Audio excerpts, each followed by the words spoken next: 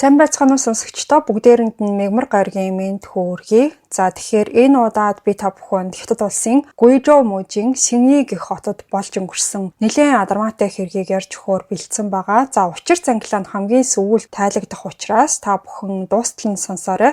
Ингээд хэдүүлээ хэргийнхээ гол хэсэг рүү орцгоё. 2014 оны 9 сарын 10-ны орой Лаодиан гэдэг эрэгтэй нэг төр засварын ажил хийхээр болоод Синьи хотын нэг орон сууцны хороолол дотор байдаг маш олон жил болсон аимшигын муухай өмхийн үнэртэй тийм нийтийн бие засах газрыг шинчлэх ажлыг хийгээд байжсэн. За үндсэндээ бол тэр нийтийн жорлон бараг 35 жил болцсон. Үнэр нь бол тэсгийн аргагүй болоод муудсан. Синьи хотын шинэ стандартад нийцүүлж зайлшгүй шинжлэх шаардлагатай болцсон тийм нэг газар байсан. За Лаодиан гэдэг нөгөө эрэгтэй уг нь тариачин юм байна. Тэгээд тэр газар төр ажиллах хүн авна гэсэн болохоор цэвэрлэх ажилд нь гар бие оролцоод явж исэн. За тэгээ 9 сарын 10-ны орой ажиллаа дуусахын өмнө нэг нүхний ороолоос хуучирсан даван уут татаж гаргаж ирээд тэрэн дотор нь болохоор баахан яс хийцэн байсныг нь олж харсан. Тэгээд тэр үедээ бол нэг их юм бодоогүй, тоогоогүй тэгээд өнгөрсөн. За ямар ч байсан тэр газраас ойролцоо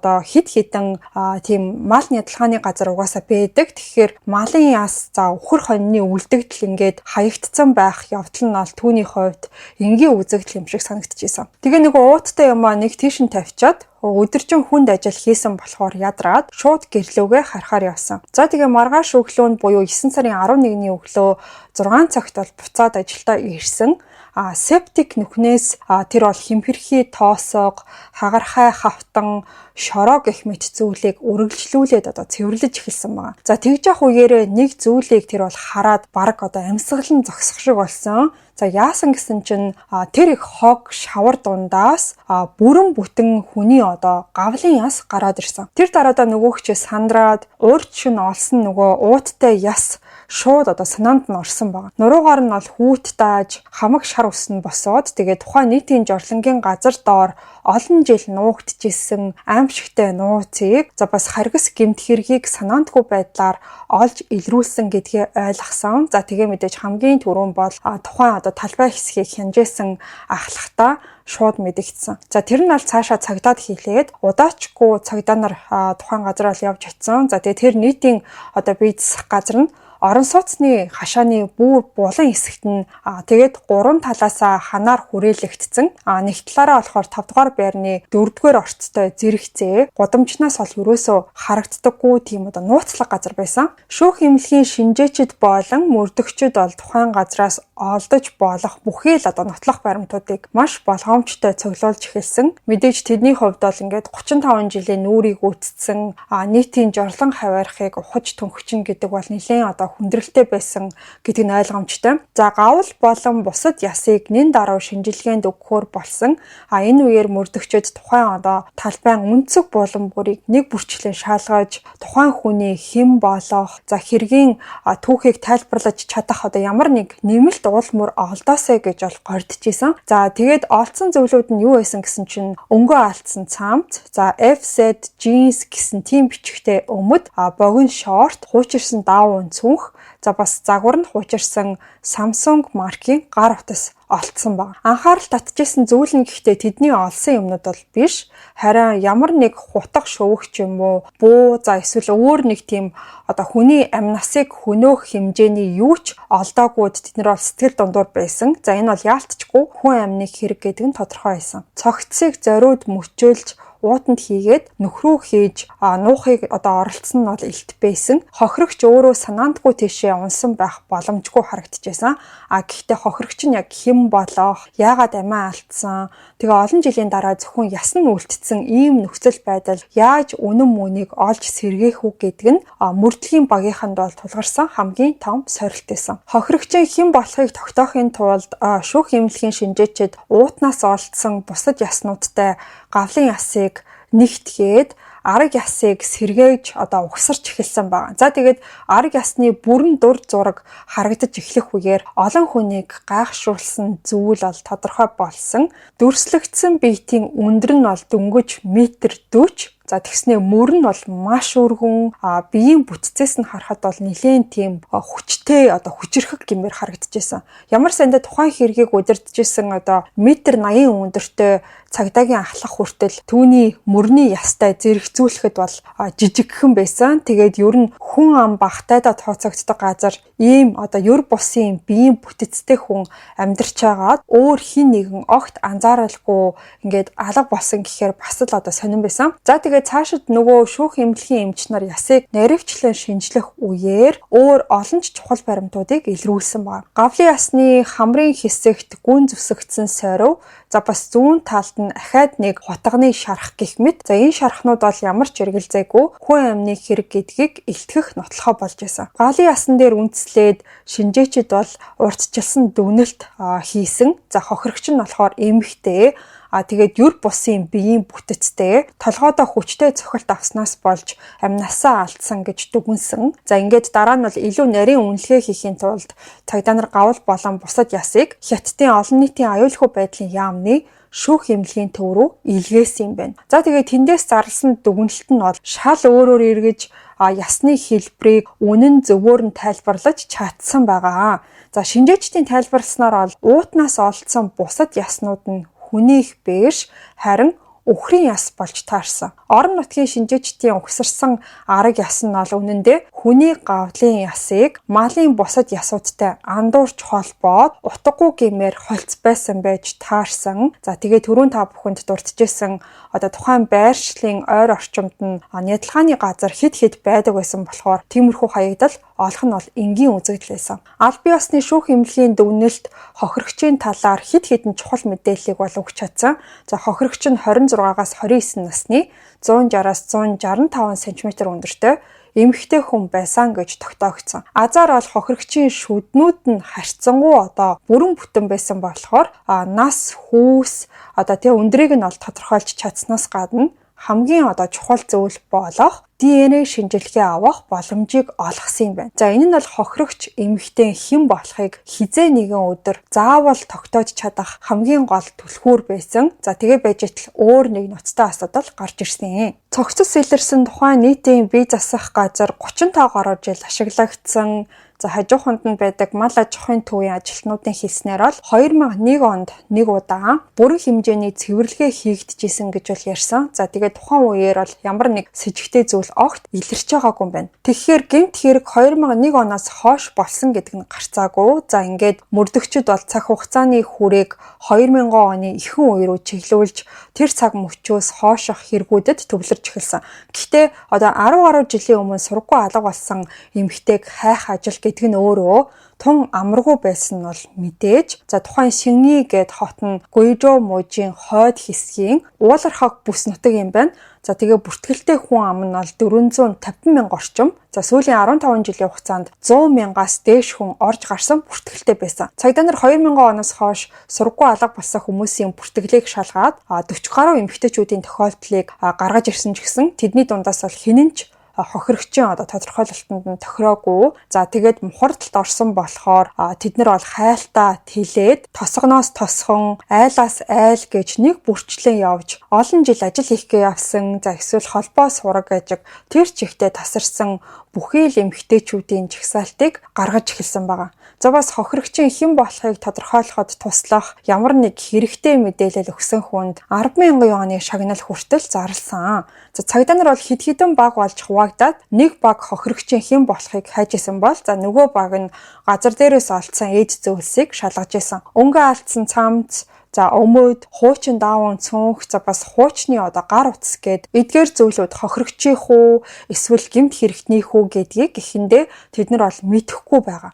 За хамгийн түрүүн бол My Family гэсэн тийм бичгтээ даун цүнхийг тэд нар бол шалгаж эхэлсэн. За даун цүнх гэхээр та бүхэн одоо мэдж байгаа бох юм tote bag гэж байдаг тийм цүнх байсан. За тэгсэн чинь тэр цүнх нь болохоор томоохон харилцаа холбооны компани интернет болон гар утасны үйлчилгээ авч байгаа олон мянган хэрэглэгчдэд тараадаг тийм одоо урамшууллын бэлэг байсан гэдэг нь бол тогтоогдсон. Гэхдээ ихэнх хэрэглэгчдийн бүртгэл нь дутуу. За тэгээд ч нэлээд олон жилийн өмнө болохоор мэдээлэл нь хуучирсан. Тэгээд даун цүнхний хувьд бол тус болохгүй гэдэг нь тодорхой болсон. За хувцснууд нь ч гэсэн ялгаагүй нэмэлт нотлохоо өгөх бараг ямар ч зүйл байгаагүй. Тухайн хувцсны брэнд нь 10 гаруй жилийн өмнө Шөньи хотод маш түгээмэл байсан. Одоо хэдэн мянгаараа борлуулагддаг байсан болохоор эзнийг нь хөөж олно гэдэг ямар ч одоо боломжгүй байсан. Цүнх хувцас ямар ч найдваргүй болж тэднэрт нөгөө Samsung E838 загварын гар утас хамгийн сүүлчийн найдлага болж үлдсэн. Энэ загвар 2004 оны сүүлчээс худалдаанд гарч 2005-аас 2006 онд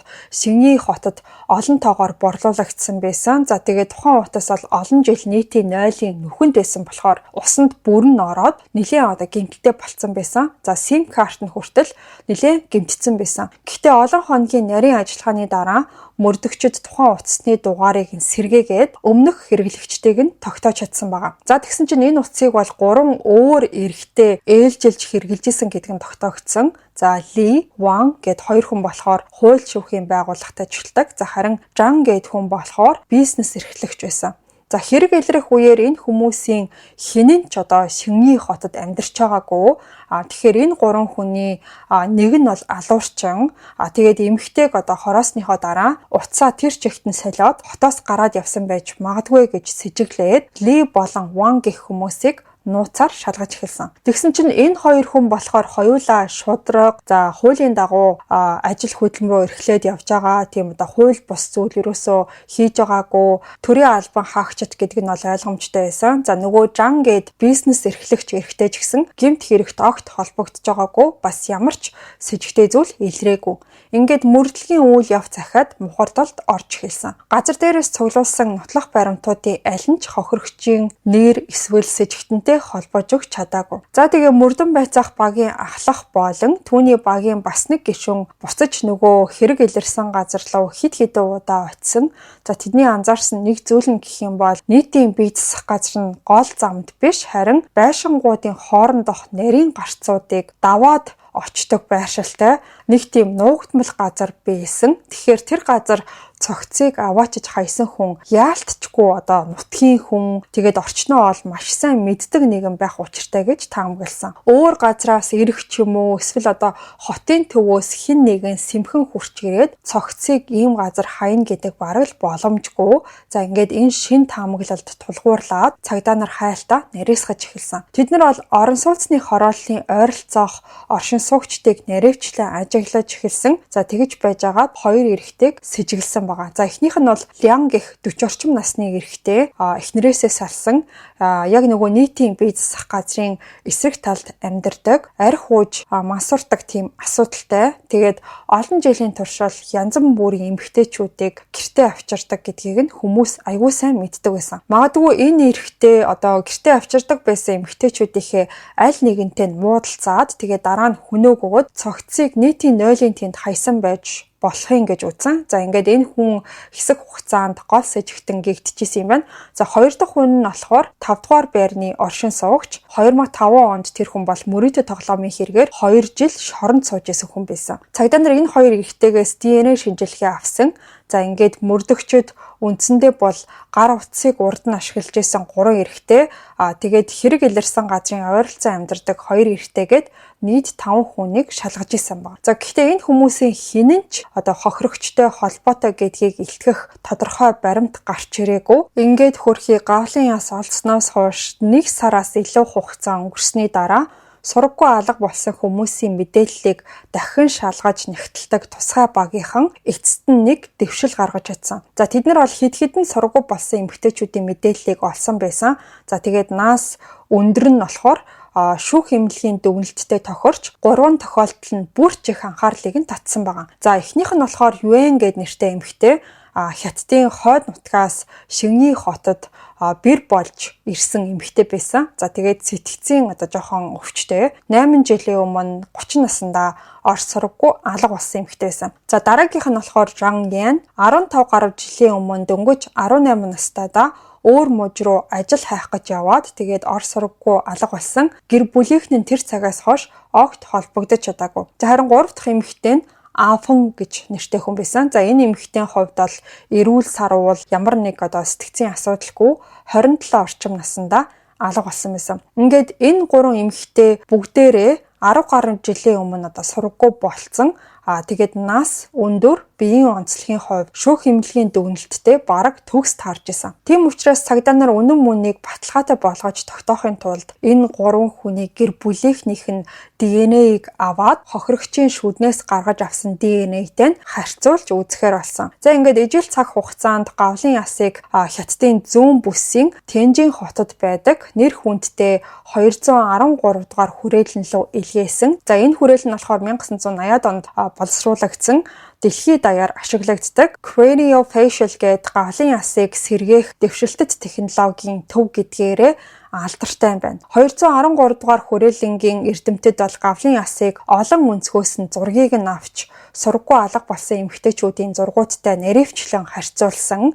За хэрвээ 27-оос дээш анатомийн цэг тэр нь болохоор ингээд нөгөө хөмсгний хэсгийн яс, хамрын гүүр, уруул тэгээд хамар хоорондын хонхор зэрэг зүйлүүд нь таарч ах юм бол хэн болохыг нь баттай тогтоох боломжтой болдог тийм нэг технологи юм байна. За тэгээ удаагүй дүгнэлт нь бол гарч ирсэн. Тэгээд гавлын яс Афон гэдэг 3 дахь эмэгтэйгийнх болох нь тогтоогдсон юм байна. Энэнтэй зэрэгцээд олон нийтийн аюулгүй байдлын яамны ДНХ-ийн шинжилгээний хариу ч гэсэн гараад 213 дугаар хүрээлэнгийн хариутай нь яг таарсан байна. Хохирогчийн бүтэн нэрийг нь Liu Defeng гэдэг. Түүнийг бол танилуд нь Афон гэж дууддаг байсан юм байна. За ингээд мөрдөгчдийн хувьд энэ бол жинхэнэ эргэлтийн цэг болж чадсан. Олон жил нууцлагдсан нүүр царай ингэж нэг ил болсон. За харин тэдний дараагийн том асуулт нь Афон гэх эмэгтэй чухам хэн байсан? За энэ эмэгтэй хэн бас яагаад хөнөөсөн бэ гэсэн асуулт гарч ирсэн. За тэгээд нэр нь нэгэнтээ мэдэгдсэн болохоор энэ хүний талаарх мэдээллийг цааш нь ухаад үзсэн чинь Афон гэдэг эмэгтэй бол жирийн нэг эмэгтэй биш. За амьдарчсэн тухайн газраа том эгч гэдэг бас нэртэй тийм маш зоригтой тэгээд хатуу зан чанараараа алдартай нэгэн байсан юм байна. Тэр бол шулуун шуудраг бас тийм дүрлэлсэн гэмээр зантай маш түргэн ааш авартай хин нэгэн түүнтэй буруу харьцахад хизээч дуугүй өнгөрдөггүй бараг зарим ирчүүдээс ч илүү тийм зоригтой монголчууд нөгөө муухан эр хүнээс дээр гэж ярьдаг шүү. Яг тийм эмэгтэй байсан юм байна. За тэгээд цааш нь судлаад үзсэн чинь амьдрал нь бас тийм ч дардан байгаагүй нэлээд төвхтэй эмх замбраагүй хувийн амьдралтай байсан. 20 хүрээгүй байхдаа тэр бол Jiangsu мужийн Шүжоу хотод хүнтэй суугаад нэг хүүтэй болсон байсан. Гэхдээ хүү нь болохоор 3 настай байх үеэр Афон нөхөр хүүхдээ бүр мөсөө орхиод төрлөх Гуйжоу муж руугаа буцсан байсан. Гуйжоу мужтаа ирснийхээ дараа л өөрийн зоригтой зан авираараа танигдаж хид хидийн ирчүүдтэй дотн харилцаатайч болоод амьдсан. За тэрэн дунд нь болохоор Liu Taimin гэдэг нэртэй эрэгтэй. За бас энэ хоёрыг харилцаатай байх үеэр дундуур нь Орсон гэгдэх Xiaoye гэх нэртэй эмэгтэй бас гарч ирсэн. За сэжигтнүүдийн таймыг нэг зэгцтэй та бүхэнд хэлээд өгье.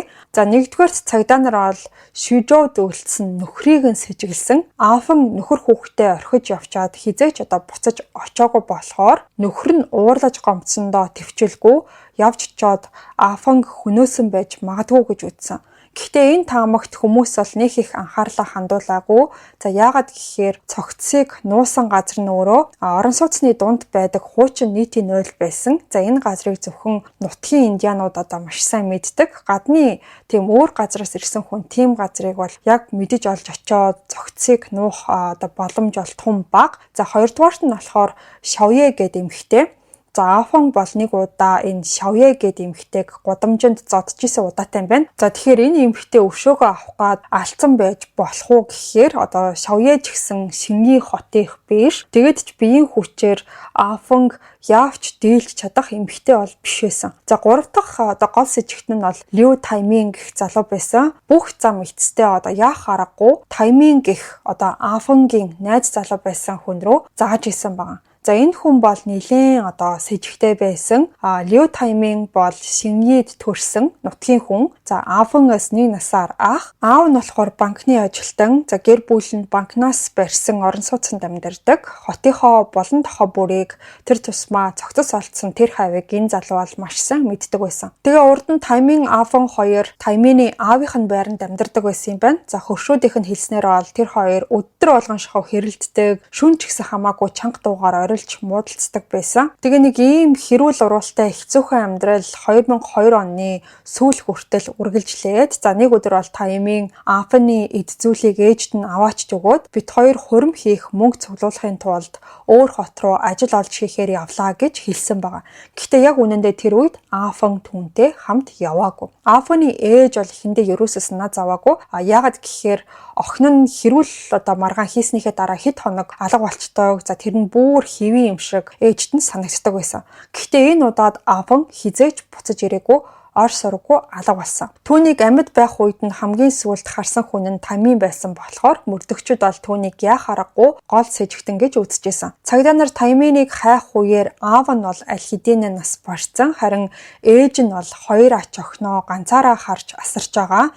Тэгээд Таймин бол жансуу муужид нэг хөлөг онгоцоонд тогоочоор ажиллаж байгаа гэдгийг нь мэдэж авсан. Мөрдөгчдийн баг тэр даруйда түүний араас очиг гэсэн боловч түүнийг баривчлахад бол хангалттай нотлох баримт байхгүй байсан болохоор нэг эрсдэлтэй гэмээр алхам хийхээр шийдсэн. За тэр нь юу байсан гэхээр Таймин Афан хоёр хамт амьдарчсэн гэх хуучин байрыг нь ямартаач нууцаар нэгжиж үзье гэж шийдсэн. За хүүхдүүд сургуультай явсныхан дараа тэд бол гэрт нь явж ороод ямар нэг цусны уул муур гэрт нь байгаа эсхийг шалгаж эхэлсэн. Унтлагын өрөөний шалны хэсгээр тусгай цэнхэр гэрэл асааж агаад тусгаад харсан чинь за тэнд нь бол яах аргагүй цусны толб илэрсэн. За энэ нь бол маш том дэвшил байж чадсан. Ингээд дараа нь бол баривчлах зөвшөөрөл гаргуулж аваад Лю Таймин гэх этгээдийг жансуу муужаас баривчилж авчирсан. За ингээд нөгөөх чинь эхэндээ бүх зүйлийг өгөөсгөж юу ч санахгүй байна, юу ч мэдэхгүй байна гэж зөрүүлж эхэлсэн. Харин ч бүр өөрийг нь ингээд хамгаалаач, би ямар ч гин буруугүй хүн штэ гэж гуйж исэн. Гэхдээ гэрчүүдийн мэдүүлэг, цусны уул муур, түүний худлаа мэдүүлгүүд эцсийн дүндээ өөр дээр нь эргээд буусан. За эхэндээ тэр бол Афан түүний байранд нас барсан нь үнэн гэж ярьсан ч гэсэн алсан хүн нь өөрөө биш, харин манай аав түүнийг алсан гэж өөрийнхөө эцгийг буруутгаж исэн. Гэхдээ аав нь тухайн үед өндөр настай, сул дорой биетэй хүн байсан. Тэгээд ч Афан шиг хүчтэй эмэгтэйг дийлэх ямар ч боломжгүй гэдэг нь ойлгомжтой байсан. За тэгээд цагдаа нар бол өөрсдийн олсон баримт нотлохоог дэлгээд харуулсан чинь эцэст нь бол Таймин гарах гарцгүй болчлоо гэдгээ ойлгоод бүх хэрэгээ хүлээсэн. Тэр бол Афанг өөрийн гараар хөнөөж дараа нь нуусан газраа цагдаа нарт зааж өгсөн.